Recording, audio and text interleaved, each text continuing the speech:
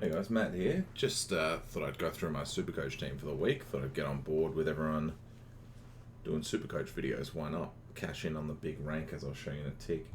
I've been playing Supercoach for a couple of years, and this year I'm having a bit of a blinder. And there's seems to be a couple of good places for videos to watch Supercoach advice, but I figure I'd jump in and give my 2 cents. Currently ranked 169. I've had some pretty decent years in the past. This is my best year so far, but love a lot of footy, so I thought I'd jump in, get a few videos out, and let's see how we go. Hopefully I can give you some advice and some tips, or you can give me some tips as well, maybe. Because I'm getting in the middle of the round, I guess the best thing to do first is to just hit through my team. Here it is, untraded, so this is what I did last week. So I've obviously taken a look since Sunday. We've all done our trades, but I reversed for the sake of the video. So I'll just go through the line for you. Standard blokes here, really. Lloyd, he's been good for everyone. Great pickup, Lloyd. He's been lower than you'd want to. He's lost a fair bit of cash, but it is what it is. Lloyd's Lloyd. I would have rather have had him at the start of the year than not had him. We've got Rory Laird. He was a must-have. What has he done this year? I mean, look at him, 102, 121. No, he's barely dropped under 100 all season. You had to have had Rory Laird. Again, he's gone down in price, but DPP playing a full-time mid. I don't think I'm breaking any news here by saying that Rory Laird was a must-have. In this spot, I've had Stewart all season. Didn't start Ridley, which I am still filthy about. Didn't trade and wasn't able to trade Ridley in, and despite the injury he had last week, which I'll discuss, but that's I've been filthy about it. But Tom Stewart's come good for me.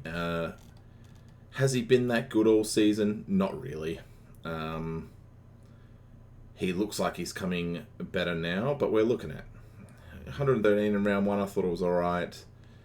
Didn't ton up again till round 4 and dropped 150 against the worst team in the league. So I'm obviously never going to get rid of him. He's doing well enough to keep his spot, but there were a lot of other better starting picks, I think, than Tom Stewart. But you know, I could have started Caleb Daniels, so I've been quite unlucky. So there's no Short. A lot of people got sucked in by Short. He's just not playing that role that he was last year. His scoring is quite inconsistent. He can get 120 1 week and then 80 the next. As you can see here, 75, 120, 100. Again, there's another guy I was filthy. I didn't get Ridley over, rather. But is what it is. He's playing. He's a lock. So unless he gets injured, I'll be keeping him. And then at the moment, I've got Chapman sitting here. I traded in Chapman last week. Good defender. Scored low last week, but whatever. Butts is the bench option. I've really liked Butts. He's been great. If you're going to start him on field, you have to loop him. He goes between... I mean, I don't know, maybe you like to see a bit of patterns, and he's due. If he drops an under 50, just for the memes, I would say if he drops under 50 this week, then I might even field him the week after because of the way that he tracks. But realistically, don't do that. Realistically, if you need to start Butts on field, you have to loop him in. You can't just hope that he gets a good score. You're hoping that the Crows play on a Saturday or early on a Sunday, and that you can loop him in against someone on a Sunday, like a Chapman. And you can actually do that this week, and I'll set that up in a tick. And I've got Highmore. Everyone's got Highmore. St Kilda, honestly, St Kilda are clueless not starting this bloke. I watch a lot of footy. I've seen a lot of Highmore play, and I think he's really good. St Kilda look slow. I understand that they want to play taller in defence with Highmore playing, with Highmore out of the team rather. They haven't looked as good since they have in round 1 and 2, and as silly as this sounds, and it's not the Supercoach in me talking, they look worse without Highmore in the team. Maybe, I mean, he will come back. Surely he'll come back, unless he's carrying an injury that they're not telling us about, but that's unlikely. He will come back eventually, and you have to hold him. at 117, you can't be trading him unless you're in absolute dire straits. You cannot trade him. And I skipped right over Jath. Sorry, I traded in Jath last week. I was late, so I did get sucked in by the score. But watching him play, I watched him against the Geelong game. I really wanted him. Didn't have enough to do with him. Thought I might be able to get in Ridley in round 4. So I didn't get Jath that week. He turned up again. I figured, all right, this guy's real. He looks very clean with the footy. He's quick, an athletic specimen, as Channel 7 might say. But he is the real deal. I think he's even though he got a 72 here, they got pumped. I mean, they were in the game up until about 3/4 time, but they did get pumped. 72 is a score you'll take. For what I paid for him, it was all good. I'll talk about the other player I was thinking about bringing in for Jath, and it's not too late if you have 2 options here, but the other one was Scholl. I was going to go Jath or Scholl. I mean, I'm only going off for 1 game, but in hindsight, Scholl might have been the better pick. But I'm confident that Jath will bounce back, and he's quite a good player.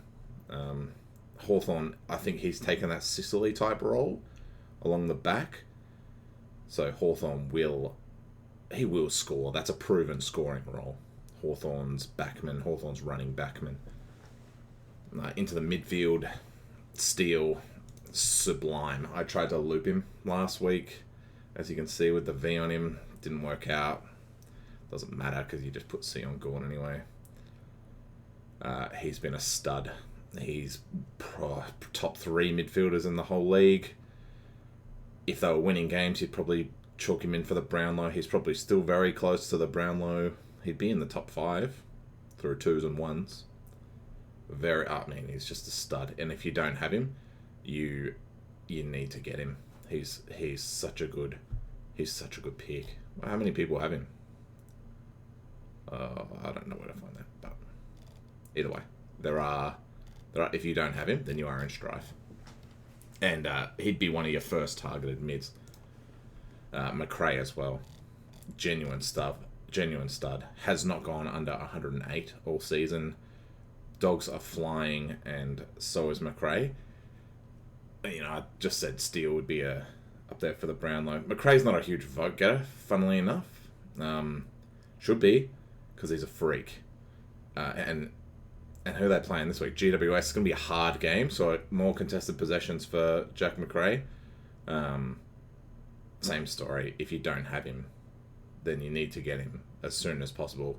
This price, he could be 700k by the buys. This guy is a freak. The other premium I should note I started with these two. Started with Oliver, started with Bont. Oliver's been good. His worst game was against GWS. But you couldn't even be mad as an owner, and you'll know this. As an owner, he got 67 against GWS. He was on 2 points at half-time, which means that he dropped a 67 second half. So, or maybe it was 5, so he dropped a 62 second half. And so if he drops a 60 in the first half, that's another 120 game. The guy's a freak. Scores like mad. What's he looking at as far as... I mean, he's gone down a little bit since he started. I don't care. I don't track the prices of the premiums as they come up and go while they're in your team. And you shouldn't either. Break it even 100, he'll go up again. Really good player. And Melbourne are flying as well, which has certainly helped. And Bont was the 4th. I wanted a 4th premium midfield. And I couldn't afford Neil. And as that turned out, that was quite lucky for me. So Bont was the go. He's been okay. Oh, I shouldn't say okay. He's been quite good. 80 is his lowest in a game where he didn't need to do much. Bont's a scorer. He's a vote getter for the Brownlow too, if you want to talk about that. But he's a scorer. He's always going to be reliable. Doesn't have the DPP this year, which is... I don't think he had it last year, but he does play a lot forward.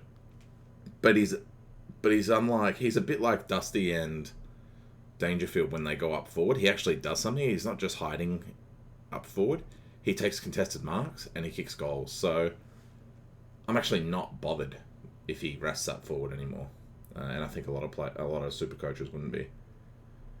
Went with Goulden. Everyone has Goulden. He's an unbelievable rookie, probably leading the Rising Star at the moment. He's had a slow couple of weeks, but you'll take that, and he's worth 315, and he's not going anywhere. Break even of 50. Brilliant. He's been a brilliant young lad. First 2 rounds, everyone thought this kick was the next Matt Rao, and he looks good when he gets the footy. I think he's been stiffed. I think he's honestly been stiffed on a couple of these.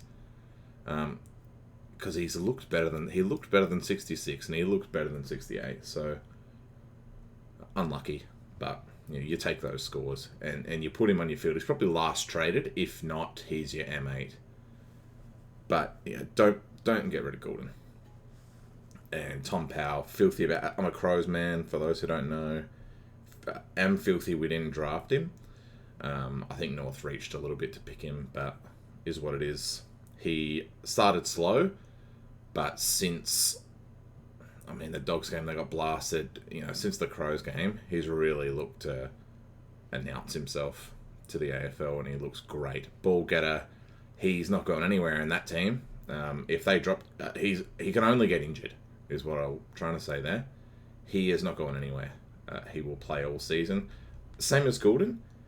He'll be one of your last traded out. And realistically, you could run him all year if you get tight on trades, and people are going to get tight on trades this year. If you're which I'll talk about in a trade section, but if you're a Neil owner, if you didn't have the 2 big rucks, if you have Ridley, if you had Dangerfield,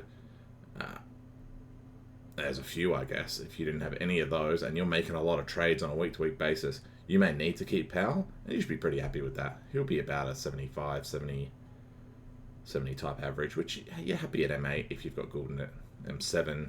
You can get away with that. Campbell, DPP, I've played him in the mid last week. I did that so I could get Waterman in. I'm not sure about Campbell. I should have traded him last week. And as it stands, I may not trade him this week just because of the opponent Gold Coast, but he's just not scoring. Very good player, don't get me wrong, really good player, but it doesn't look like his role is Supercoach relevant. He plays a lot of off the ball stuff. He just doesn't seem to get a lot of the footy recently, and maybe it's a bit of tired legs too. He's only a first year player, so I am worried about him. I would love to have him. I started him on field because I didn't trust Jordan's new role, but ideally he would be my top trade target this week, but I'll get to that in a tick. Sammy Berry, up until today, and even last week, this kid's been great. He's been awesome.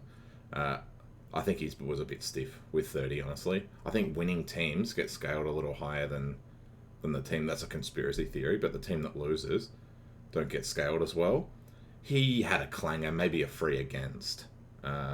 Possibly cost him a couple of points there, but I thought he played a lot better than 30.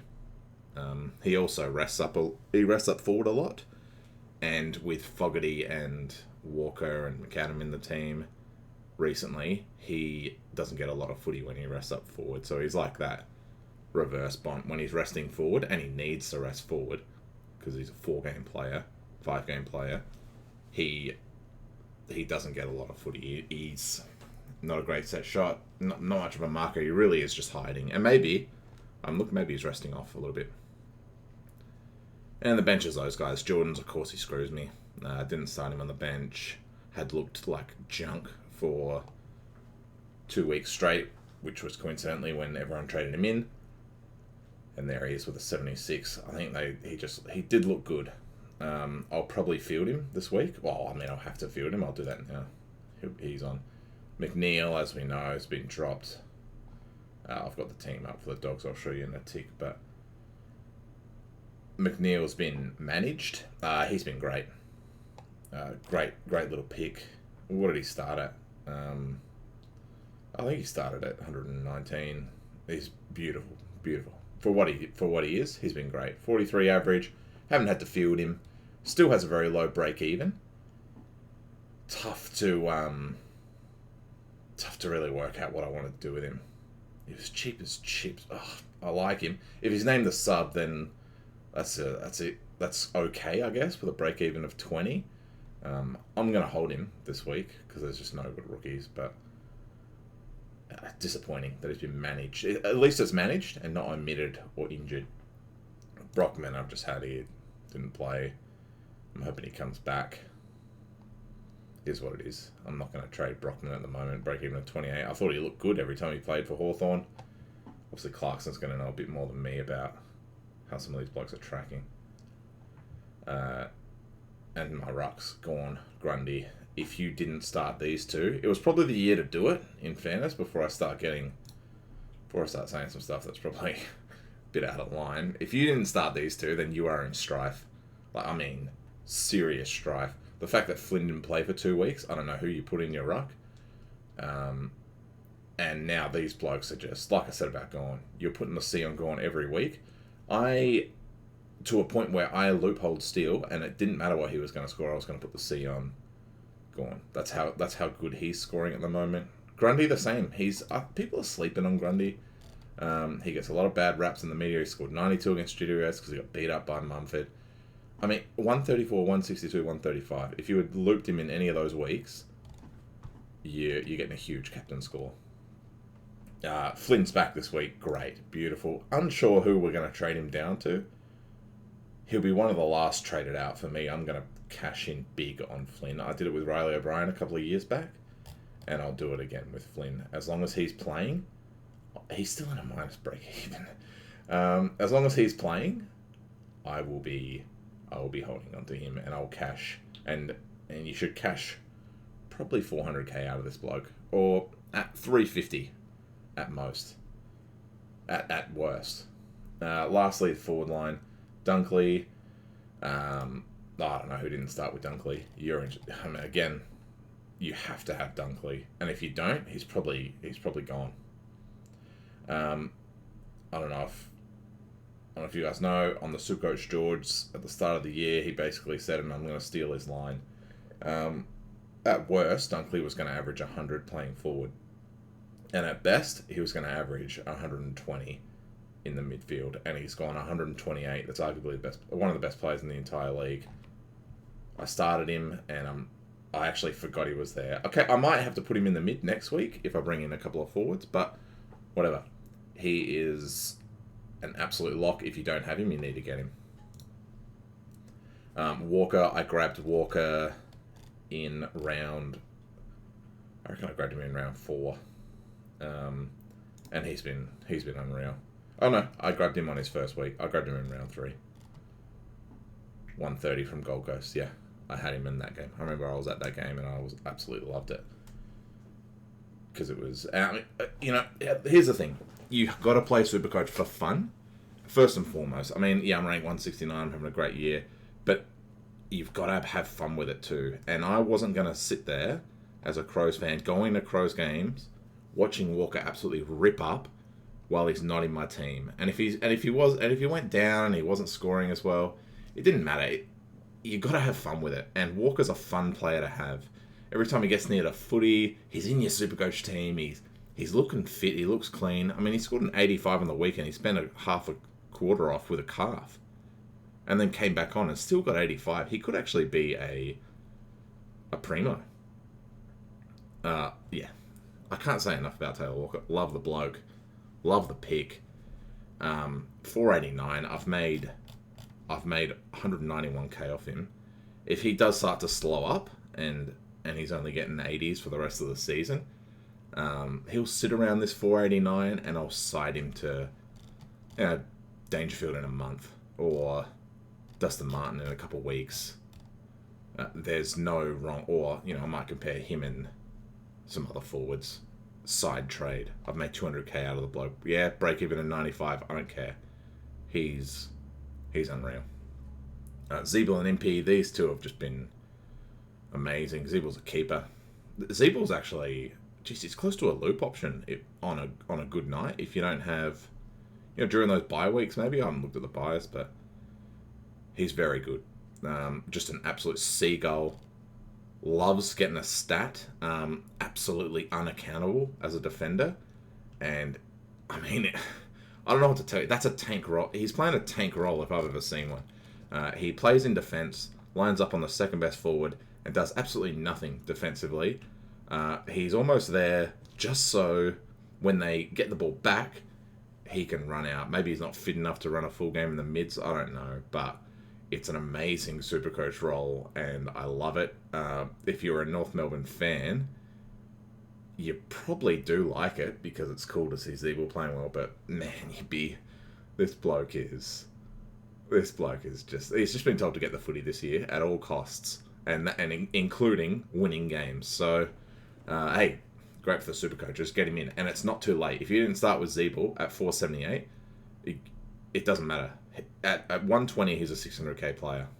And he's 478. It's not too late.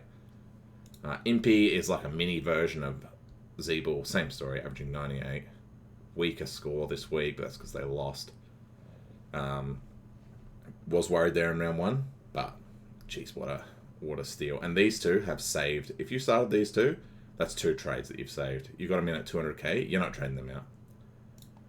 Warner, similar to Campbell. Where does he sit? I'm not going to write him off after one score of 50, but he's young. Same as Campbell, same as Goulden.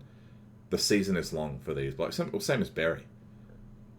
And Powell. The season is long for these blokes. And while he is a year older than the other rookies, he's still a young guy. He is going to have down games. I think he's one of your last traded out. That said, he's 330. He's got a break even of 60. And while 60 he'll probably achieve, you can milk. He was 144, so you've made good money out of him. 187k. You can use that. If you can use that to get someone good to cover a 0 here, or to get a good midfielder in, if you don't have one of these guys, if you don't have Dunkley, then do it. Jimmy Rowe, great goal scorer. I think he plays a lot better at home than he does away, and that's... Oh, I spoke too soon there. He plays... Ignore the Gold Coast game. He plays better at home. He's a goal scorer, gets kicks, plays up the ground. He's handy. He's handy to have. He's a good on-field option. Yeah, on week to week, if you've got a hole here, you can loop in, Scott, a Rowe, a Waterman, whatever. He's great. Don't trade Rowe just yet. Hold on to him. Still negative break even. He'll make you 200. He'll probably end up being a 300k, maybe 350k type player, and you'd probably trade him out of the buys. And then Scotty and Waterman. Got Waterman in last week. Not fussed whatsoever with the 27. Absolute pisser of a game. And I started him on the bench because Rowe against Fremantle was a better choice for me.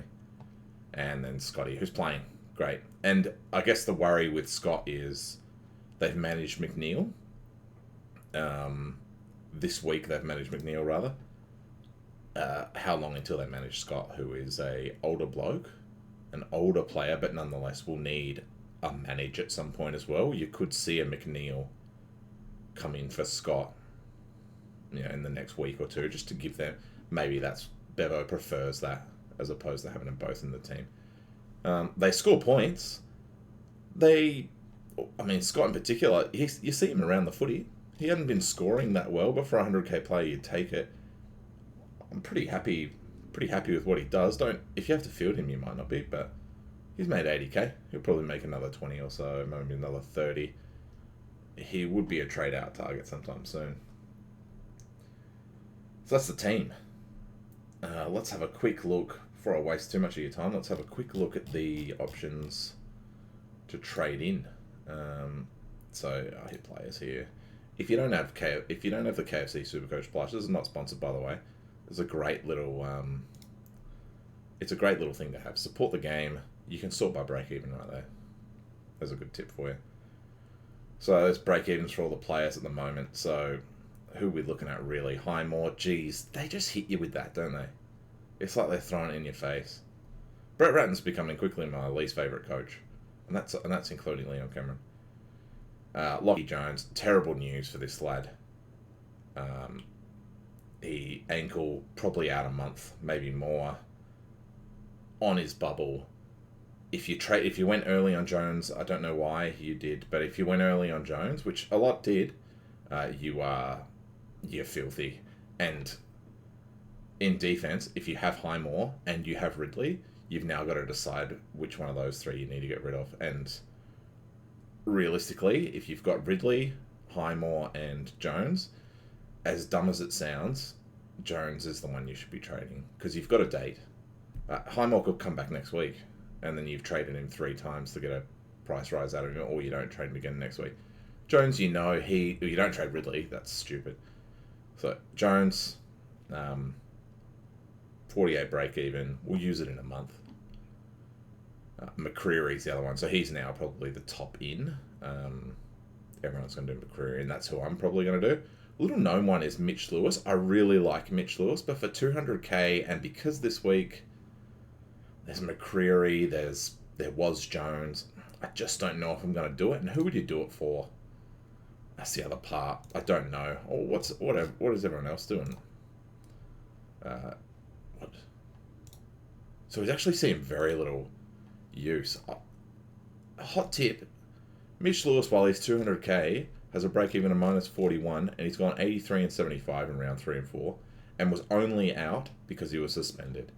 This is a hot pick, and even though that's expensive, you get that money back when you trade him out. You just have to look at it that way. It's 199, but once you trade him out, you get it all back anyway.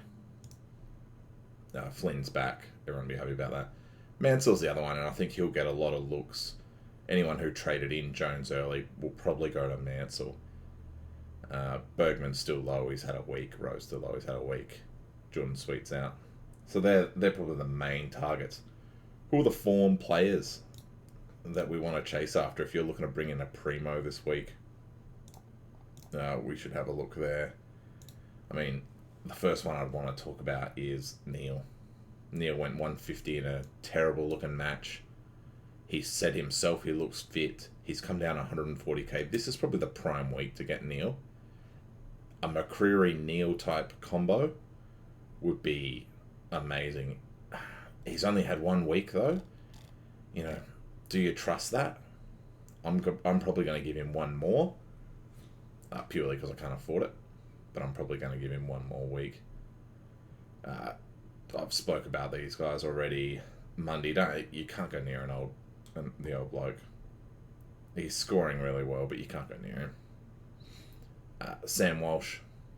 This is the other one I'd get. If you can't afford Neil, I mean, you'd be absolutely stiff if you can't get the extra 20. Oh, it's not even 20. It's 10k to go to Neil to Walsh. If you can't and you have to do it, then Walsh is the go. I think he's really good. Looks proven. Looks great. The thing I'd worry about Walsh is that Carlton aren't winning. So you have to decide now if they're going to improve. If you think Carlton are going to improve, then can he maintain that scoring and them still win? Because they're going to need a team effort. They're going to need Cripps to improve. They're going to need Fisher to improve. They're going to need other players to improve. Will Sam Walsh keep putting out 120s? Or are they just going to lose for the rest of the year and he's going to be pumping out 120s? That's what you have to think about. And then, I like to look at 3-round averages as well. With it in 133 off 1 game. Could be one to watch. Defenders are high scorers. No one really of note here that I haven't spoken about already. Sloane's one to watch, definitely at 500k. Played those 3 games. Looked quite good in the games that he played. When he comes back, he's definitely worth keeping an eye on for 500. You could get let's say it's a 120 average this year, 115 average this year. You're paying 500 for him. Keep that in mind. He's had 1 price rise, and he'll get another. So keep an eye on him for when he comes in, but that's something for a future video. Jaeger, don't trust him. Don't trust him. Fife's another interesting one. I mean, durability, so the worry with Fife, but boy, you'd love to have had him. A lot of people have Zach Merritt. Decent. Another one I want to talk about. There's 2 other guys I want to talk about quickly. Brayshaw. Andrew Brayshaw. has been tagged in 2 games. Was tagged in those 2. Every other game looked amazing. Was he able to break the tag? He wouldn't have been tagged against the Crows. GWS usually tag. Maybe they weren't tagging that game. For 482, a bloke in the midfield. I'd be looking at that this week or next. And if you can bring someone in, he'd be the guy you want to bring. And the last guy I want to look at is Scholl. Scholl is a DPP. He has had 1 down game, 63. The bloke's a stud. For 445, Brayshaw's probably the better choice. But if you want to get tricky, then Scholl's your man. He's absolutely flying. He scores goals. He gets possessions in the back line. He can do it all. He runs all over the ground. You get tired watching him. Only 6.4% owned. Now, the one caveat I'd put on Scholl is that he is playing without Rory Sloane at the moment. And at the moment, the Crows mids are handballers. So Berry, Keys, Schoenberg, they're handballers first, even though Keys is leading in the inside 50s in the AFL at the moment. Most of them, they look to facilitate the outside runners, so Scholl benefits. When Sloane comes back into that team, he is a run and carry mid. He's a contested, he wins the ball and he goes himself. He likes to get his own clearance with a kick. So will Scholl get as much use with Sloane back in the team? Hard to say. And his scores seem to indicate that he may not. 91 against Geelong, maybe. But that's a Sloane game, and this is when Sloane was out. So maybe he's picked up a few extra of Sloane's roles, but you're talking about this seems to be inflated because Sloane is out. But if you had him from the start, beautiful. It's probably too late to grab him. But if you need a defender to replace Ridley and you want someone who can score, maybe Scholl's your guy. And lastly, let's have a look at who we're trading.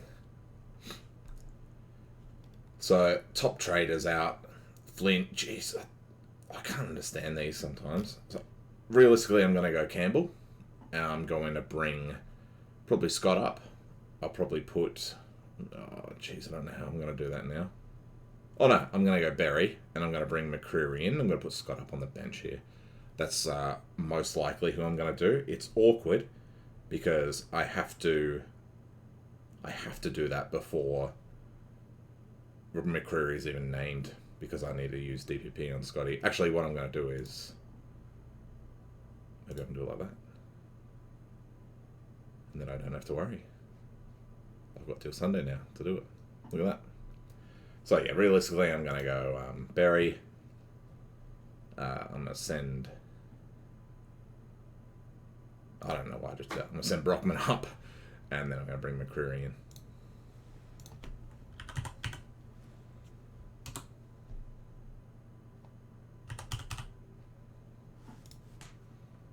Would have been good to know how to spell his name. There it is. So that's probably the one trade I'm going to do. Other things I could do is I could use Warner to get a 550 player, such as Brayshaw, and bring Campbell back down. I don't want to miss any Sydney scores against Gold Coast. The other one is Clark. I had Clark. I had him last week, and I traded him. I don't usually trade, and I will reverse these after this. Hot tip: do not do the trade until you can. So you don't need to trade between GWS and Bulldogs. I don't need to do any trades there. I don't need to trade during Geelong and West Coast. The ones I want to do are McCreary for Berry. So I don't need to do anything till Sunday. So I won't be trading till Sunday night. I will shuffle a few things though. Like what I do want to do is have Chapman as the emergency. Like this. And I'm going to loop between Chapman and Butts. If he goes 50 or over, I will take Chapman's score. But I trust Butts to get... If he drops a 30, then I'll put Butts on. I trust him to get that. Oh, that's about it. Thanks for watching, guys. I'll try to do more of a weekly video. I'll try to drop some maybe twice a week. I'll try to drop some information after the round ends. We can go through, analyse the scores. We can go through what trades, who we're looking at for trades. But yeah, thanks. Hit a like, hit a subscribe, share it to your friends. Unless they don't play Supercoach, and then I don't think they'll have any interest in watching the video. But share it, send it to them anyway. Just let them know. Maybe they want to get into Supercoach. Yeah, cheers. Good luck this week.